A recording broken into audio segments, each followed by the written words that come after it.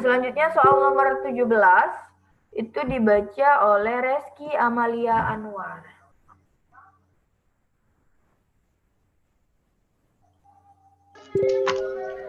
Nomor 17, perwujudan nilai praktis Pancasila dalam memupuk persatuan dan kesatuan bangsa adalah E. Pembangunan infrastruktur jalan untuk menuju ke pelosok Nusantara. Ada yang berbeda pendapat? Ini adalah soal menjebak. Silakan. Ada yang berbeda pendapat, kita sharing diskusi di sini. Kalau soal nomor 17 ini, saya pun bingung ya. Oke, silakan. Mungkin dari sharing ada yang begini. Kalau menurut Reski Amalia, kenapa jawabannya itu E?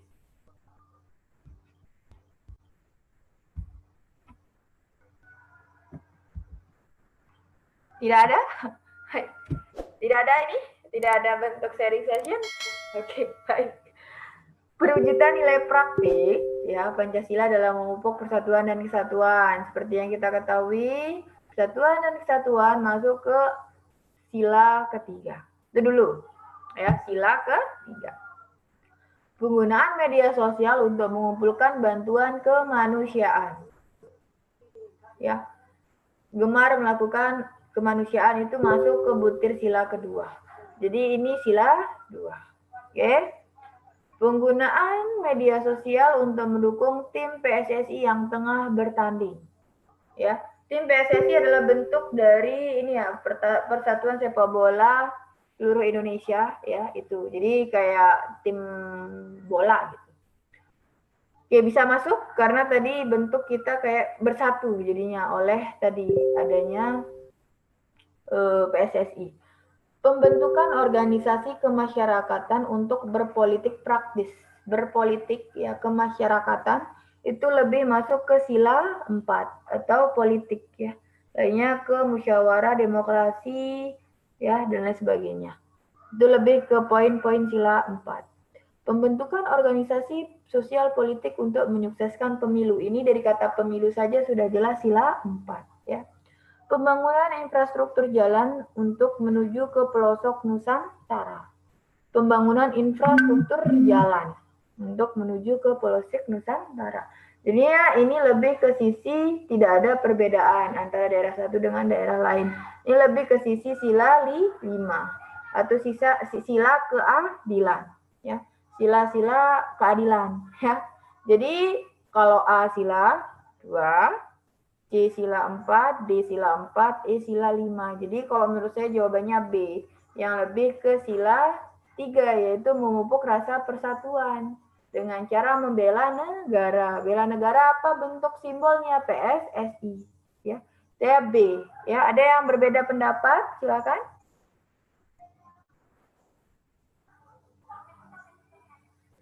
Ada yang berbeda pendapat soal nomor 17?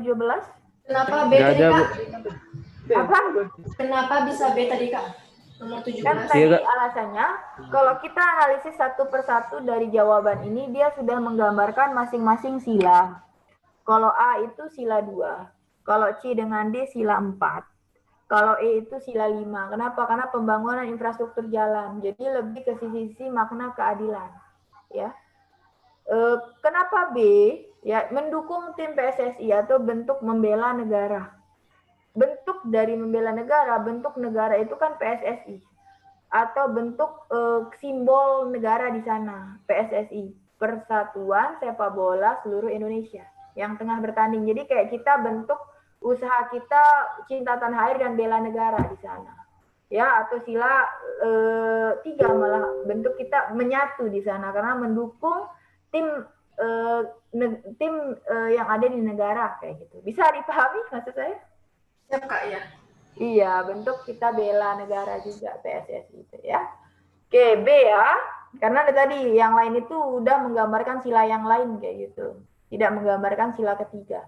Karena dalam keyword soal sila ketiga. Oke, 18 itu di sini ada Seli Septiani.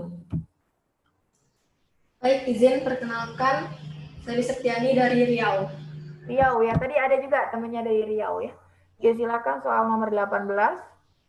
5 anggota DPR periode 2014 sampai 2019 yang tidak ikut dilantik karena tersandung kasus hukum adalah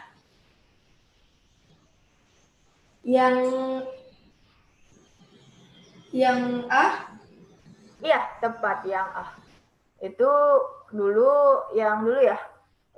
Ini pelantikan periode yang kemarin itu tidak jadi dilantik karena terkena kasus hukum.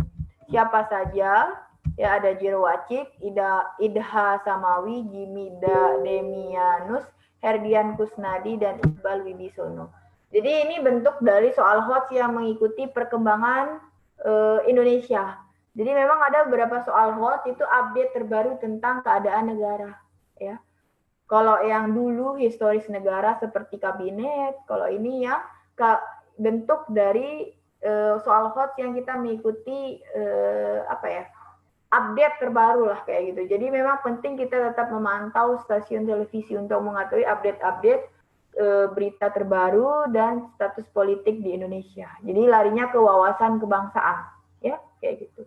Nah, sarannya bagaimana jadinya terlalu luas kita belajar. Kalau soal-soal seperti ini yang keluar, ya, dan kalian tidak tahu dan tidak pernah membaca, jawab saja. Jangan biarkan soalnya kosong, karena tadi TWK tidak bernilai minus.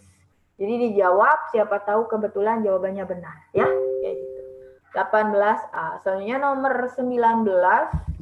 Di sini ada Septian Stefani Fernando.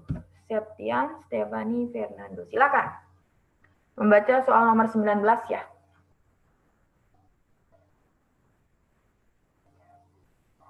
Bisa Septian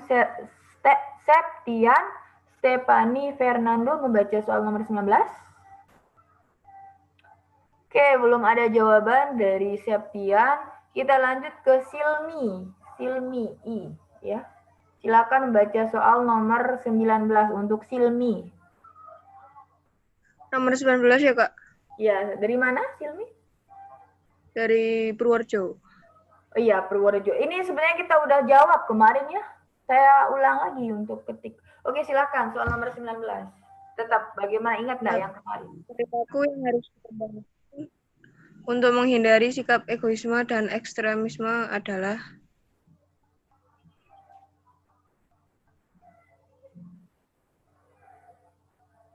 apa jawabannya kalau yang kemarin ini? C, bukan, Kak? Oke, memperhatikan kepentingan orang lain tanpa pamrih. Bisa nggak merangkul ke semuanya egoisme dan ekstremisme ini? Yang A. Iya, ya ini sudah kita bahas.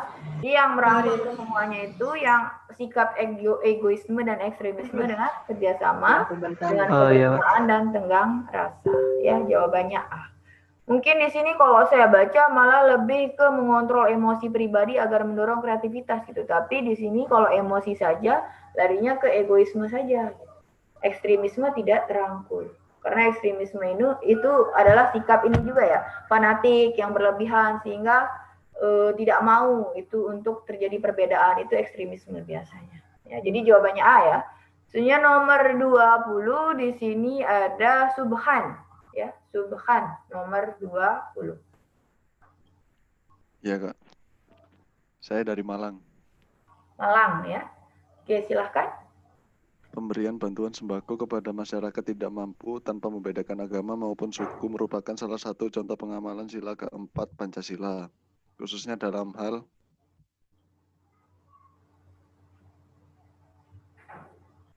Subhan jawabannya apa? Yang B. Yang B, ya. Kerakyatan, jadi gini. Oke, kita lihat ya. Saya pun bingung ya. Oke, di sini kalau kita tidak tahu pemaknaan sila apa itu namanya? Sila 4 itu ya. Bisa masuk kalau sisi tidak membedakan agama kan sila 5 gitu kan. Kalau pembantuan sembako larinya sila 2. Tapi yang ditanya lebih sila keempat. Apa saja yang masuk sila 4? Kerakyatan, perwakilan, permusyawaratan, hikmat kebijaksanaan. Oke, keywordnya. Pemberian bantuan ya sembako kepada masyarakat tidak mampu tanpa membedakan agama maupun suku, ya. Jadi bentuk kita memberikan sembako. Itu sebenarnya kalau bantuan itu lebih ke suka melakukan giat kemanusiaan atau apa itu lebih larinya. Pokoknya ada yang ini lebih larinya sila 3 gitu. Bunyi butir apa kayak gitu. Apa bunyinya? Pokoknya giat melakukan apa gitu, bantuan sosial apa. Intinya kalian pelajari butir-butir pengawalan Pancasila ya supaya tidak terkecoh ya. Itu poinnya. Pemberian bantuan sembako ya kepada masyarakat tidak mampu ya tanpa membedakan agama. Sisi kerakyatan, sisi perwakilan, sisi permusyawaratan atau sisi hikmat kebijaksanaan. Kalau menurut Subhan tadi B, kerakyatan. Kalau yang teman-teman yang lain apa? Silakan kita sharing ya. Karena saya juga bingung mencari jawabannya yang mana. Oke, karena ini soal HOTS ya, jadi jawabannya ya kita dibuat bingung ya. Sebenarnya kalau langsung aja ya, itu larinya ke sila 4 gitu. Udah kita tahu. Tapi ini dibuat kerucutan lagi, ada kerakyatan, perwakilan, permusyawaratan, hikmat kebijaksanaan. Ada yang berbeda pendapat selain kerakyatan? Hikmat kebijaksanaan, alasannya apa? Kan biaya pulangnya nginep karena di sana Bijaksana itu ya? yang bijaksana Kak, karena tidak mampu karena tanpa membedakan agama dengan suku Kak. Lebih ke sikap bijak ya? Bijak Kak. Lebih ke poin sikap kebijaksanaan itu bijak, artinya tanpa membedakan agama orang, ya tetap bisa memberikan bantuan. Kalau sisi kerakyatan, di sana maksud dari makna kerakyatan, bagaimana kalau menurut Subhan tadi apa? Kenapa poinnya kerakyatan? Karena memang jujur saya pun bingung di sini antara B dengan E ya. Kata kerakyatan juga dia masuk ke poin ini ya, merakyat gitu, merakyat. Jadi melihat kaum di bawah kayak gitu, merakyat. Oke, silakan. Selain itu ada yang ingin memberikan pendapat? Kemanusiaan ya, soal seperti ini. Apa? Kemanusiaan enggak ya? Kalau kemanusiaan mungkin iya, sebenarnya itu masuk kemanusiaan. Cuma yang lebih ditanyakan dalam soal ini kan sila keempat ya. Kalau kemanusiaan kan larinya sila 2. Jadi mungkin tidak ini ya, bukan pengecoh ya. Maksudnya lebih ke pengecoh itu poin B atau poin E kayak gitu. Di sini kerucutannya sana. Karena kalau kemanusiaan itu kan sila 2 ya. Sila 2, sedangkan di sini yang ditanya sila 4-nya. Nilai-nilai sila 4 kan masuk kerakyatan ya, musyawarah, hikmat kebijaksanaan masuk sana. Oke, silakan ada yang ingin berpendapat lagi.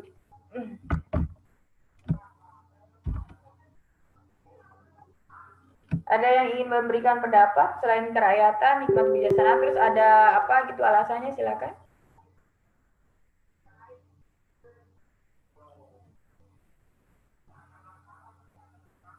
Oke, di sini kita harus tahu makna kerakyatan apa, makna hikmat kebijaksanaan apa, supaya kita tahu yang mana kerucutannya. Ya. Kerakyatan di sini lebih ke makna penjabaran kerakyatan. Kemarin tadi saya cari ya. Oke, kita lihat ya, makna kerakyatan apa, makna hikmat kebijaksanaan apa. Oke.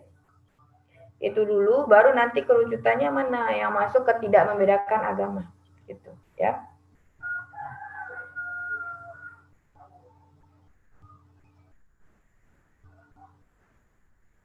Oke, kerakyatan di sini kalau menurut KBBI ya itu lebih ke segala sesuatu yang mengenai rakyat atau demokrasi. Lebih ke sisi-sisi peningkatkan kemakmuran dan kesejahteraan ya. Oke, itu lebih ke sisi-sisi ingin mensejahterakan rakyat. Kalau makna dia itu bijak ya, itu ada menggunakan akal budi atau mahir ya. Dilihat dari segi akal pikiran itu bijak ya. Oke. Di sini saya juga bingung ya, jawabannya lebih ke opsi mana. karena tidak membedakan agama. Apakah masuk ke ranah bijak yang tadi maknanya itu adalah menggunakan akal budi, ya, pandai atau mahir. Intinya lebih ke kecerdasan, itu kebijaksanaan, bijak. Kalau dia kerakyatan itu lebih ke sisi-sisi intinya ingin mesejahterakan manusia atau masyarakat. Yang mana kalau menurut adik-adik dari poin pemaknaan katanya dulu? Kerakyatan. Oke, kalau saya lebih ke poin B ya. Kerakyatan, karena kalau kerakyatan itu kan poinnya ujungnya memang untuk kesejahteraan, ya.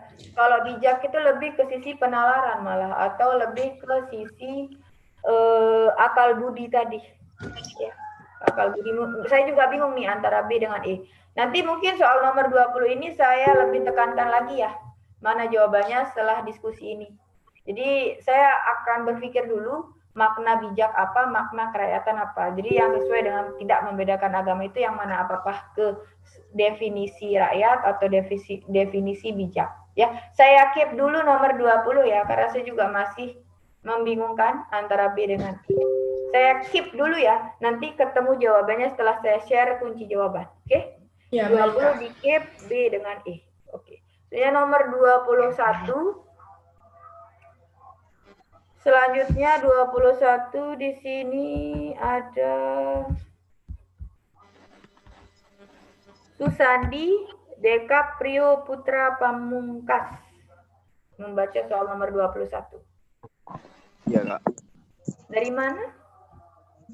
Dari Banyuwangi, Jawa Timur. Banyuwangi ya. Kemarin saya piren ke sana ya. Oke, selanjutnya nomor 21 silakan. Program Kominfo untuk melindungi masyarakat dari penipuan, tindak kejahatan, dan pelanggaran hukum dengan menggunakan sarana telepon seluler dan media elektronik lainnya adalah?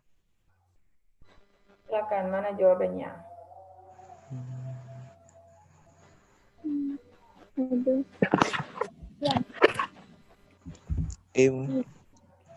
Iya, program registrasi kartu sarana komunikasi itu ya. Amin. Apa? Itu jawabannya? Iya. Oke, ada yang berbeda? Ada yang berbeda jawaban? Yang D, Kak. Yang D, registrasi ulang ya, gitu. Registrasi ulang kartu seluler. Program Ada yang berbeda lagi? Ini ya soal code sih kayak gini, dia mirip-mirip, buat kita bingung. Oke, tapi kita tidak akan bingung kalau kita sudah tahu program Kominfo sendiri. Program Kominfo itu tertuang di Permen Kominfo nomor 14 tahun 2017 tentang apa? Program registrasi kartu prabayar. Jadi jawabannya A ya. Saya bingung ya, kemarin baca soal ini apa maksudnya. Sempat saya jawab ya, registrasi ulang kartu prabayar karena waktu itu sempat saya harus mengisi ulang data ya, email gitu ya, ada juga data yang KK, KTP ya waktu itu registrasi ulang. Tapi sebenarnya itu bukan registrasi ulang, tapi lebih ke poin program Kominfo sesuai dengan ya Permen peraturan pemerintah Kominfo, peraturan menteri Permen Peraturan Menteri Kominfo nomor 14 tahun 2017 tentang program registrasi kartu prabayar. Jadi jawabannya A ya, yang lain terkecoh ya. Jawabannya A, sesuai dengan permennya. Oke. 22 di sini ada orang terakhir Umar ya, Umar Faruk. Silakan membaca soal 22. Nanti selanjutnya saya ya. Lagi ya Umar Faruk. Iya, Kak. Dari mana? Nomor berapa? 22 pernyataan yang benar mengenai implementasi dari semboyan Bhinneka Tunggal Ika adalah yang B. Oke, kenapa B kalau menurut Umar?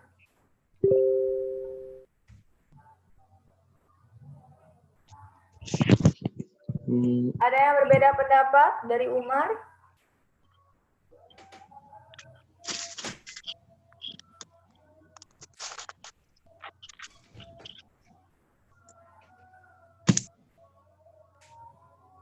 Oke, ada yang berbeda? Kalau menurut Umar B. Oke, baik ya. Kita langsung jawab kalau begitu. Supaya nanti ada yang aktivitas lain kita bisa lanjutkan. Ini waktunya udah lagi setengah jam ya. Nah, di sini keywordnya adalah implementasi semboyan Bhinneka Tunggal Ika. Ya. Perbedaan dirayakan untuk mendapatkan putusan dengan suara terbanyak? Bukan. Ya. Oke. Perbedaan dalam pandangan dan penafsiran akan memperkaya kebinekaan budaya bangsa. Bukan penafsiran lagi ya, tapi kita sudah ketahui bineka itu artinya berbeda-beda tapi tetap satu jua ya. Kebinekaan adalah takdir yang diterima sebagai realitas dengan sikap saling menghargai. Jadi implementasinya sikap saling menghargai. Benar bahwa kebinekaan merupakan realitas, ketunggalikaan merupakan idealitas. Ya. Jadi makna kebinekaan ya itu adalah realitas kita beragam atau kita berbeda. Sedangkan makna ketunggal-ikaan adalah idealitas atau keinginan kita ya atau tujuan negara kita. Ketunggal-ikaan artinya kita satu ya, bukan majemuk. Itu tertuang memang di poin C karena tadi kebinekaan adalah takdir yang dijadikan sebagai realitas. Kita tahu dari makna bineka tadi. Nah, apa implementasinya? Kita harus menjaga sikap saling menghargai, ya gitu. Kalau D, perbedaan yang dalam masyarakat harus disamakan agar proses integrasi harus disamakan ini loh, yang kayak memaksakan bukan. Perbedaan harus dihargai bukan disamakan ya. Persatuan bangsa Indonesia diperoleh dengan sendirinya bukan, ya tapi diperoleh dari hasil tadi kita musyawarah, mufakat apa itu ya persatuan ada. Jadi jelas di sini C, dari makna-makna yang lain itu yang paling ideal itu yang C ya. Pengecualinya yang lainnya. Jadi C jelas yang nomor 22, oke? Tentunya nomor 23 mungkin kita lanjut ya karena mungkin ada yang melaksanakan kegiatan lain dan lain sebagainya. Negara A, jadi dengar ya baik-baik ya. Negara A, nah kayak gini soal cerita, nanti kalian ditanya tanggapan poinnya apa dalam cerita itu. Ini poin batas teritorial, konsep batas teritorial ya. Negara A melakukan reklamasi pantai.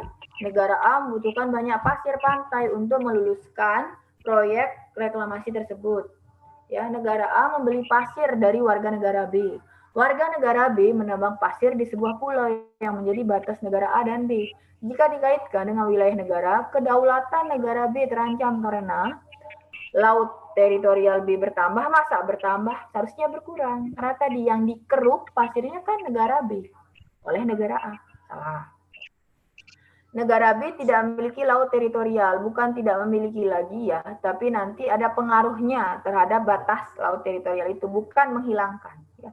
Negara A berhasil membuat daratan baru ya, terjadi perubahan laut teritorial kedua negara.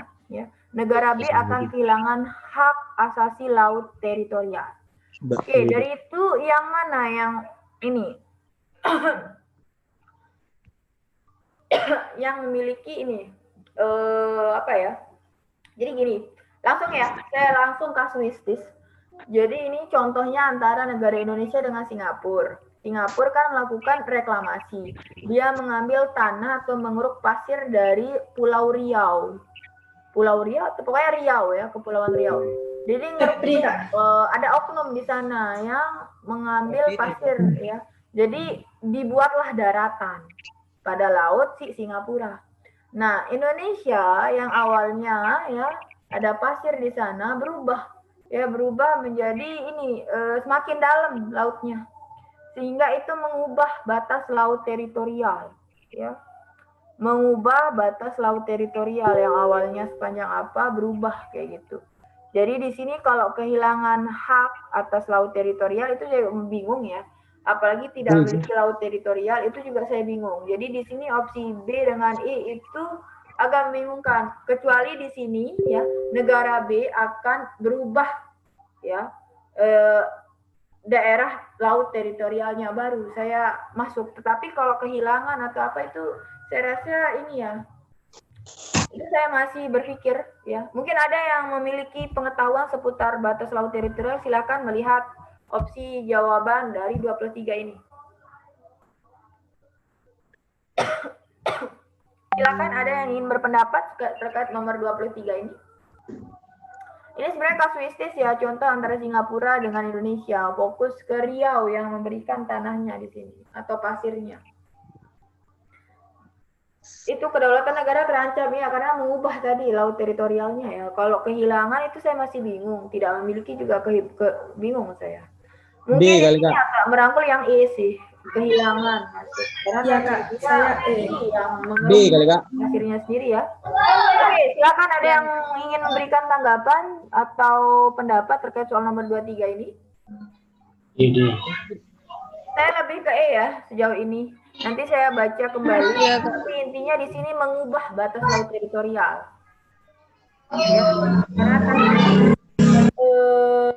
kan dia ditarik tuh lautnya.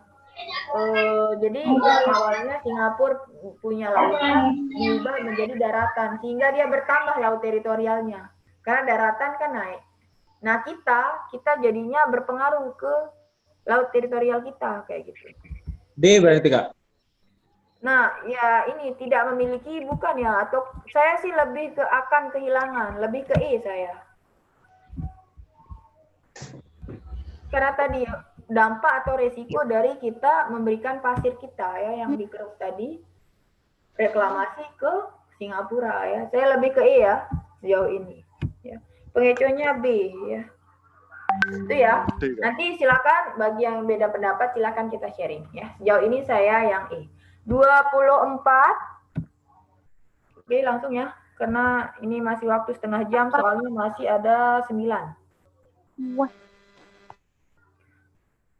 24.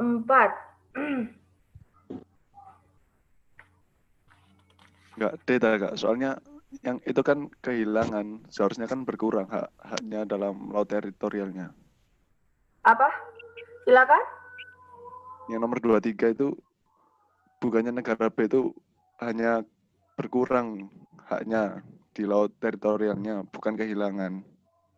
Kalau menurut Kak, tapi kan ya silakan. kehilangan hak.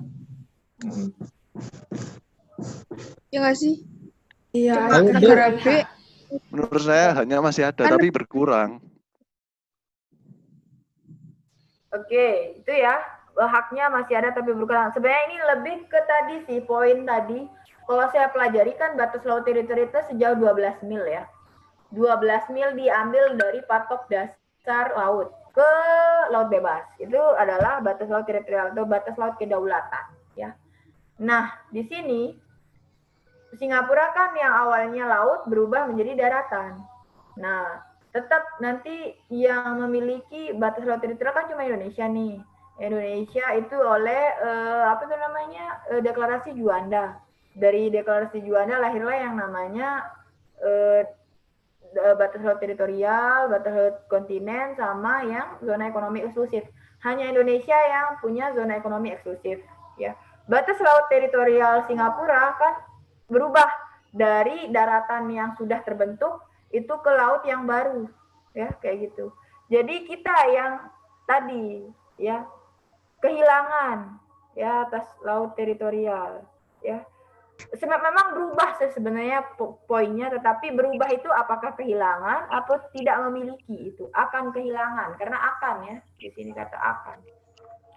Oke, saya keep dulu ya 23 ini antara B dengan E, nanti saya pelajari lagi. Intinya di sini dia merubah batas laut teritorial. Nah, apakah berubahnya dengan kehilangan hak atau dengan dia berkurang batas laut itu? Ya itu. Sedangkan kalau berkurang itu tidak ada dalam opsi kayak gitu. Tidak ada dalam opsi jawaban yang berkurang, yang ada tidak memiliki dan kehilangan hak. Jadi kalau misalnya lebih ke makna kehilangan hak ya, bukan tidak memiliki, karena tidak memiliki itu sama sekali tidak ada gitu. Ya. Laut teritorialnya. Kalau ini kehilangan hak. Itu yang saya keep dulu tadi ada 2 soal sejauh ini yang saya keep ya. Tadi yang kerakyatan sama bijak, kalau ini yang antara B dengan E, yang antara apakah tidak memiliki atau kehilangan hak. Ya, gitu. Saya keep dulu. Oke, soalnya nomor 24 itu ya, adik-adik ya.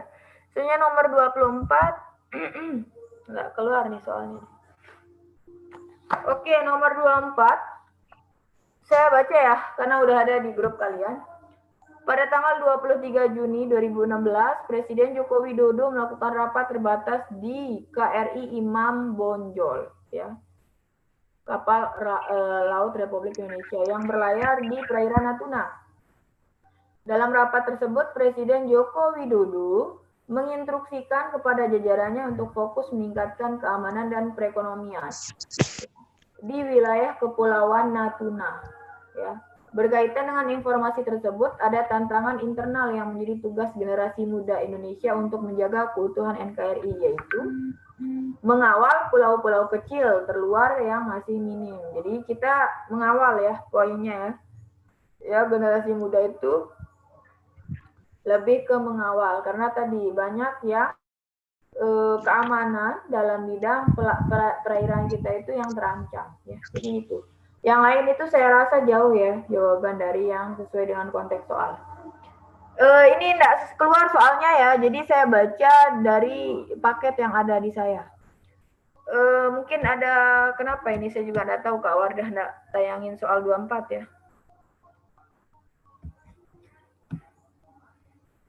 Kalian bisa lihat ya di soal masing-masing ya. Bisa, Kak. Oke, kita lanjut ya. Tadi jawabannya itu adalah D ya. Lanjut 25 ya, enggak apa-apa ya. Ya, Kak. Ini tayangannya masih 23 terus nih.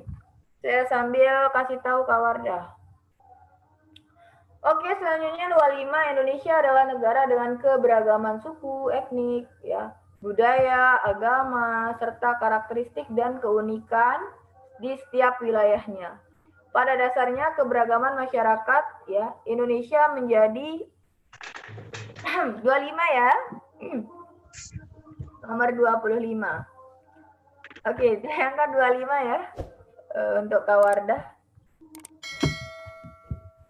Oke.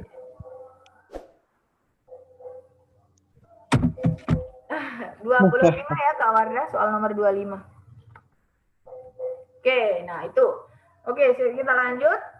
Keberagaman suku, etnik, budaya, agama, serta karakteristik dan keunikan di setiap wilayahnya. Pada dasarnya, keberagaman masyarakat Indonesia menjadi modal dasar dalam pembangunan nasional bangsa.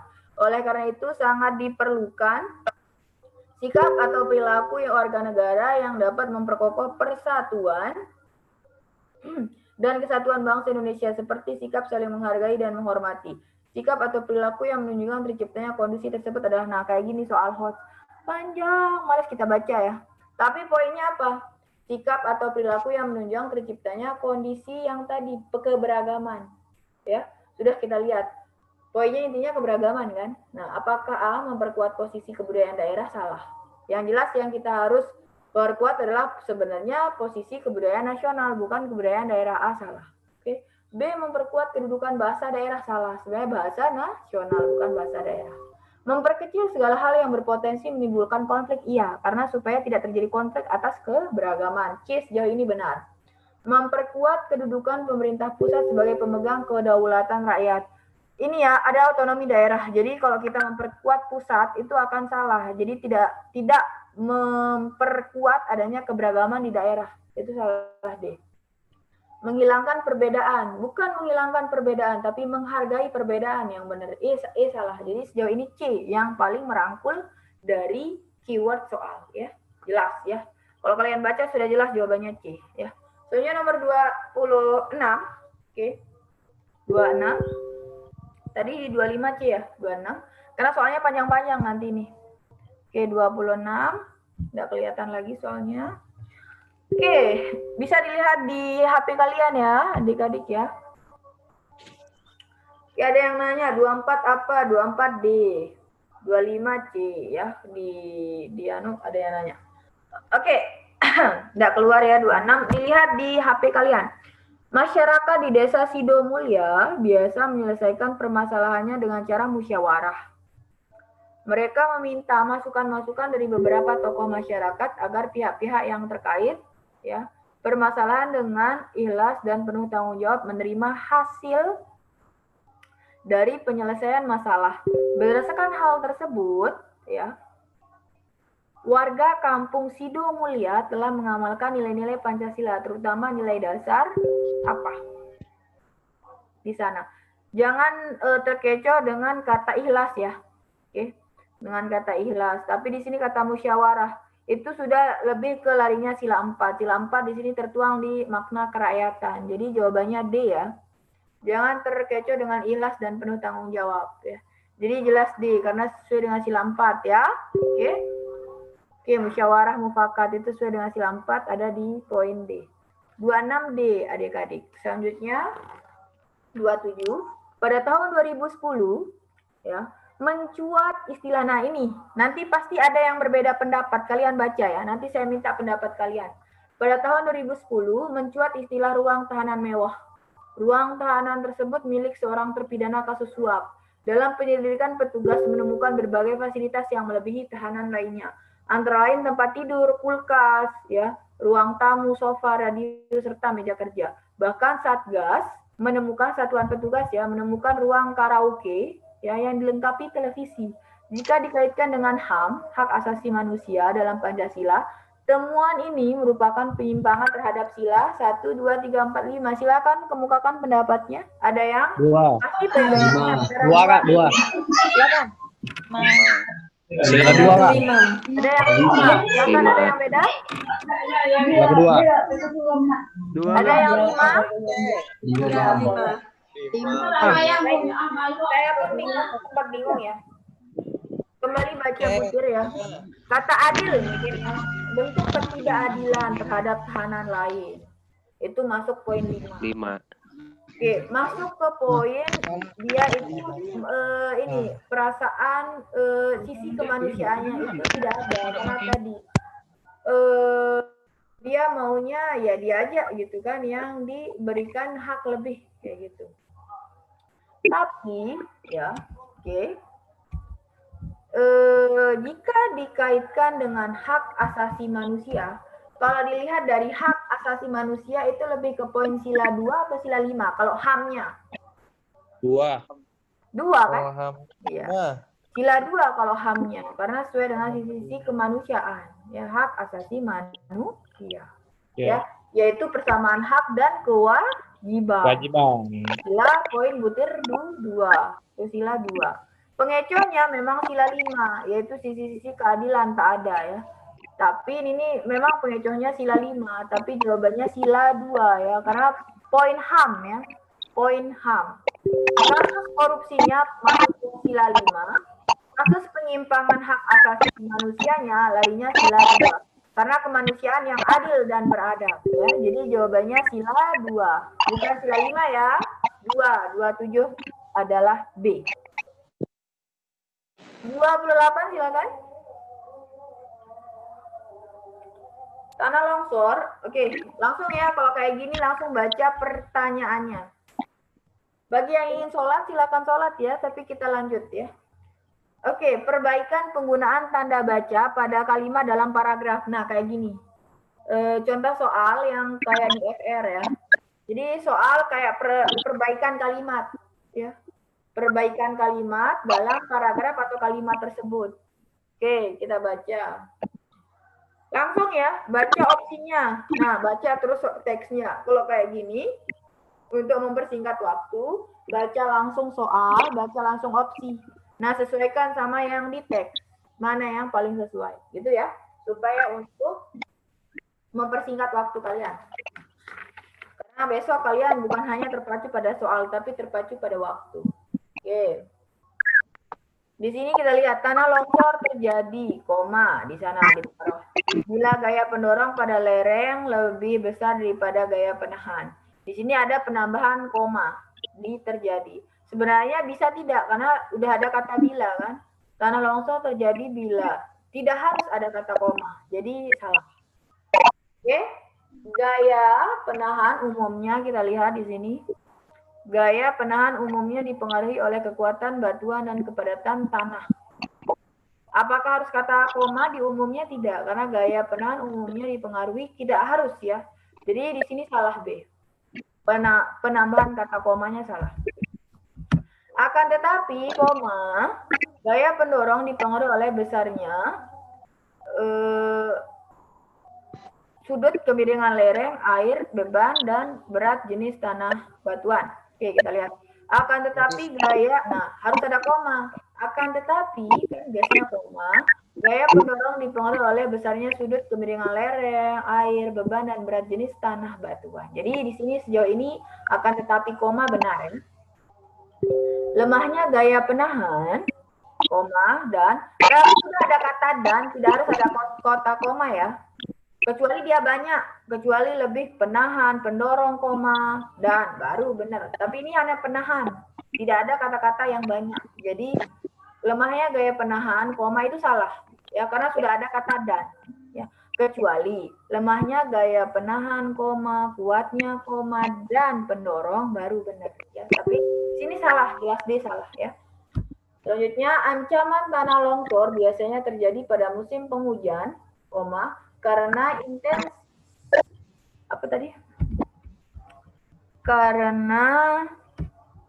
intensitas curah hujan meningkat. Mana nih? Ancaman tanah longsor biasanya terjadi pada musim penghujan karena, koma, di karenanya sebenarnya, bukan di penghujannya ya. Jadi jawaban ini yang sejauh itu benar adalah C ya. Jadi supaya cepat baca langsung opsi jawaban sesuai dengan yang di konteks soal ya. Di sini jelas jawabannya C. 28C. Oke, soalnya nomor 29 biar cepat ya. Oke, penggunaan ejaan yang salah terdapat pada kalimat. Mungkin yang lain di-mute dulu ya. Oke, biar fokus. Penggunaan ejaan yang salah terdapat pada kalimat. Kita lihat, Jamal, koma, benar. Membenarkan kasus pembunuhan di desa D harus besar. Di D-nya besar, desa Sukamanah, benar. Tapi yang salah D di kata desa ya, jadi salah satu.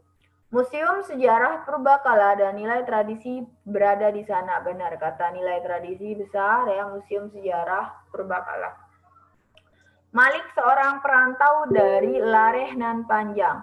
Kata dari Larehnan Panjang kan tempat, jadi L-nya besar, N-nya besar, P-nya besar, karena ini adalah kata tempat ya. Kata tempat. Jadi dari L-nya besar, N-nya besar, P-nya besar ya. Letusan ini tidak seperti letusan tahun 1900 karena sumber energi magma tidak didominasi oleh gas. Sejauh ini benar ya. Ia tinggal di Surabaya sejak tahun 2011, benar ya. Kata Surabaya besar. Tahun 2017 yang lalu ia mendapat gelar profesor sebuah universitas ternama. Profesor P-nya harus besar karena ini gelar ya. Sama kayak sarjana, diploma itu D-nya besar kalau diploma, sarjana S-nya besar, profesor P-nya besar. Jadi yang salah 1, 3, dan 6 ya. Museum Sejarah Purbakala ini sebenarnya sejarahnya bisa kecil ya. Sejarahnya bisa kecil. Terus apa namanya? Tapi sejauh ini benar sih sejarah Purbakala dan nilai tradisi berada di sana. Jadi di sini yang merangkul yang salah, kalau yang ditanya di salah itu 1 ya, 3 dan 6. Jadi C ya. Bisa dipahami? Intinya di sini EYD. Kalian pahami EYD. Nah, kayak gini perbaikan kalimatnya ya. Bisa jadi gambaran ya. Untuk besok hotsnya kayak gini ya. Intinya perbaikan lebih ke EYD. Nanti untuk cepatnya buka PUB atau EYD Bahasa Indonesia ya. Bagaimana penulisan tempat, gelar, dan lain sebagainya. Silakan bertanya. Yang tulisan universitas itu memang U-nya besar kah? Iya, universitas. Institut kan I-nya juga harus besar karena nama lembaga. Ya. Besar universitas. Sama kayak Universitas Mataram kan di ketiknya itu U-nya besar, M-nya besar ya, Universitas Mataram. Oke, itu ya. Jadi jawaban yang salah itu C, 1, 3, 6. Apanya yang salah? P-nya profesor, P-nya besar ya. Di 3 itu Larehnan Panjang karena dari asalnya itu tempat, jadi itu harus besar karena tempat ya. 1 itu salah di desanya ya. D-nya itu besar di desa ya. Jadi itu jawabannya C. 30 ya. 30 panjang ya, saya juga malas ini. Oke, perbaikan kalimat yang dicetak miring agar menjadi efektif. Nah, ini ya. Intinya fokus di cetak miring. Nah, bagaimana jangan baca paragrafnya ya, kawan-kawan. Biasakan, adik-adik biasakan besok kalau baca soal langsung ke soalnya. Jangan baca teks. Jadi itu cara cepatnya, baca ujung soal. Atau lebih ke soal pokoknya. Jangan baca soal umumnya ya. Oke, perbaikan kalimat yang dicetak miring agar menjadi efektif. Nah, di sini merkuri sisa pengolahan emas dibuang secara sembarangan sehingga mengancam sumber air dan kesehatan manusia. Dibuang-buang itu salah, jadi harus dibuang saja. Sama A ini benar ya, dibuang-buang salah. C juga dibuang-buang itu tidak efektif. Oke. Kalau yang D, pengolahan emas yang dibuang sembarangan sehingga mengancam daripada, sehingga mengancam daripada, ini tidak efektif ya. Kata daripada terus apa tadi? Sehingga itu tidak membuat efektif ya. Sisa pengolahan emas yang dibuang-buang ini lagi salah. Jadi yang di sini kalau kita lihat itu yang pengecohnya mungkin D sama A, tapi kata ini ya yang paling efektif kan sudah terlihat jelas di A. Jadi itu cara cepatnya. Lihatlah, dibuang-buang, udah jangan dipilih lagi opsi yang masih tidak efektif kelihatannya. Oke, ada yang ingin bertanya? Ataupun tadi A, guys. Iya, A, karena sudah jelas. Bisa dipahami maksudnya apa? Kata dibuang-buang itu sudah tidak efektif, bisa diganti dibuang kayak gitu. Oke, silakan selanjutnya soal berikutnya. Soal berikutnya untuk Kak Wardah, silakan. Ini karena memang gangguan sinyal ya kata Kak Wardah, jadi mohon bersabar. Gangguan sinyal ya, mohon bersabar untuk soal berikutnya.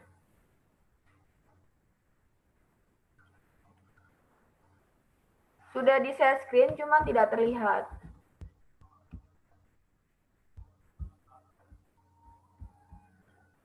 Oke, mungkin langsung ke soal HP ya. Kalian bisa lihat di HP karena mungkin ada yang melaksanakan aktivitas lain.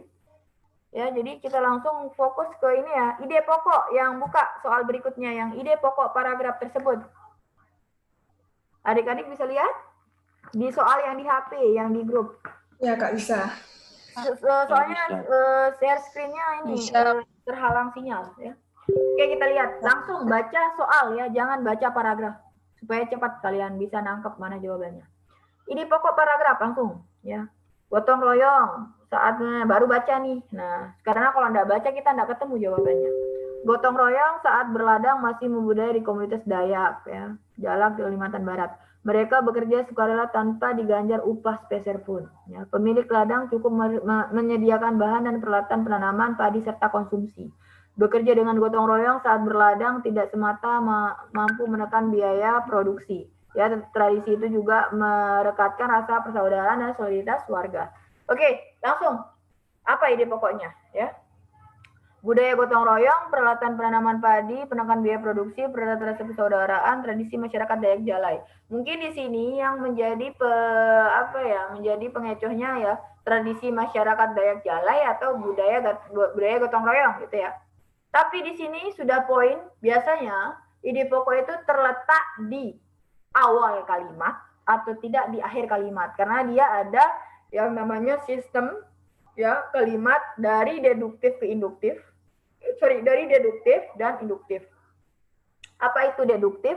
Dari kalimat umum ke khusus itu deduktif.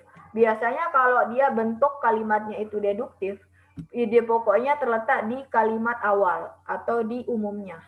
Kalau kalimat induktif itu dari khusus ke umum. Ya.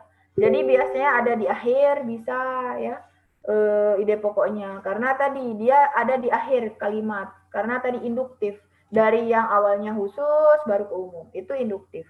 Tapi kalau di sini sudah terlihat jelas dia berbentuk deduktif dari yang umum ke spesifik yang khusus ya. Deduktif. Ada juga yang campuran deduktif induktif. Jadi di tengah-tengah dia ide pokoknya. Intinya adalah kalian baca dulu paragrafnya semuanya baru pahami ya. Di sini jawabannya A karena budaya gotong royong di sana yang lebih terlihat. Bukan ke ini ya tradisi masyarakat Dayak Jalai. Ini terlalu umum. Tradisi seperti apa? Tidak sesuai dengan konteks soal. Yang paling sesuai kan budaya gotong royong. Ya. Itu jawabannya A ya. Oke, soalnya soal terakhir 32. Panjang ya, saya juga lelah bacanya ini. Ke soal langsung bagaimana? Jadi kalau panjang kayak gini baca langsung ujung soal. Ya. Baca ujung soal supaya kalian tidak bingung. Jadinya tidak lelah kayak gitu. Keteladanan tokoh berdasarkan kutipan tersebut kayak gitu. Ya. Jadi baru baca. Tapi misalkan kalian udah waktu nggak ada ya. Udah waktu nggak ada, udah mepet, terus udah bingung, udah semruat otaknya, apalagi ada TIU, ada TKP. Triknya adalah baca biasanya di paragraf awal atau paragraf akhir. Seperti yang saya jelaskan. Biasanya ya kalimat atau paragraf itu berbentuk deduktif atau induktif. Ya, jadi baca bisa awal atau akhir. Jadi di sana sudah tercermin kutipan apa yang dimaksud atau keteladanan apa yang dimaksud, gitu ya. Kalau di sini di paragraf awal itu menjelaskan bahwa Dewi Sartika dilahirkan dari keluarga priai di daerah Sunda, yaitu pasangan Raden Raja Permas dengan Raden Nana. Dari kecil Dewi Sartika sudah menunjukkan bakat pendidikan dan kegiatan yang dimilikinya untuk dapat meraih kesuksesan. Ya. Itu kalau di akhir sejak tahun 1902 Dewi Sartika sudah dapat merintis pendidikan bagi kaum perempuan di sebuah ruang kecil, tepatnya di belakang rumah ibunya di Bandung. Nah, intinya baca di poin akhir atau di awal, ya kayak gitu. Biasanya karena ada deduktif dan induktif bentuk paragraf ya. Oke, kita lihat ya. Dewi Sartika dilahirkan dari keluarga priai, bukan konteks dari maksud dari keteladanan ya. Bukan keteladanan dia lahir dari keluarga priai, bukan. Dewi Sartika belajar membaca dan menulis bersama anak pembantu, bukan ya. Dewi Sartika fasih dan terampil berbahasa Belanda, bukan. Tapi Dewi Sartika gigih merintis pendidikan bagi kaum wanita, ya. Jadi di sini sudah jelas karena pengecohnya juga ini dia tidak terlalu berat, jadi sudah ketemu jawabannya D. Ya. Jadi keteladanan yang diambil dia adalah sosok yang gigih gitu, ya. Jadi di sini pengecohnya tidak terlalu yang kuat, tapi intinya kalian dapat bisa di awal atau di akhir supaya cepat kalian ngejawab, ya. Baca dulu apa bentuk soalnya di akhir.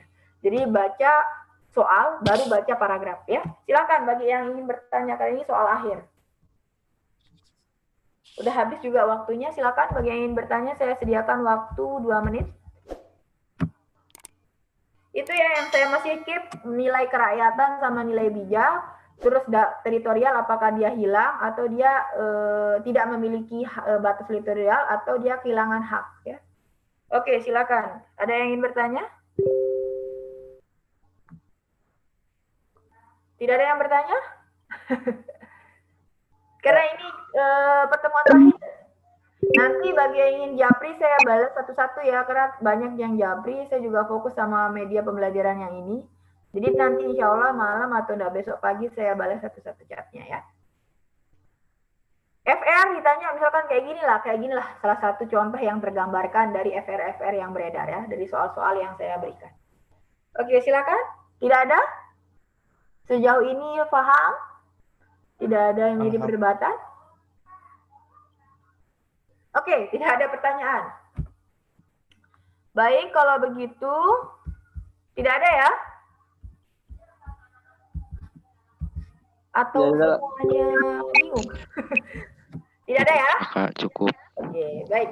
Bagi yang masih bingung, ada ketemu soal apa silakan jawab. Tapi saya balas dengan slow respon ya. Oke, karena ini pertemuan terakhir, tetap selalu berusaha, tetap selalu berdoa, restu orang tua, ya. Jangan kendor. Kalau lawannya itu santai, kalian harus gentle, ya. Kalau teman kalian itu bahas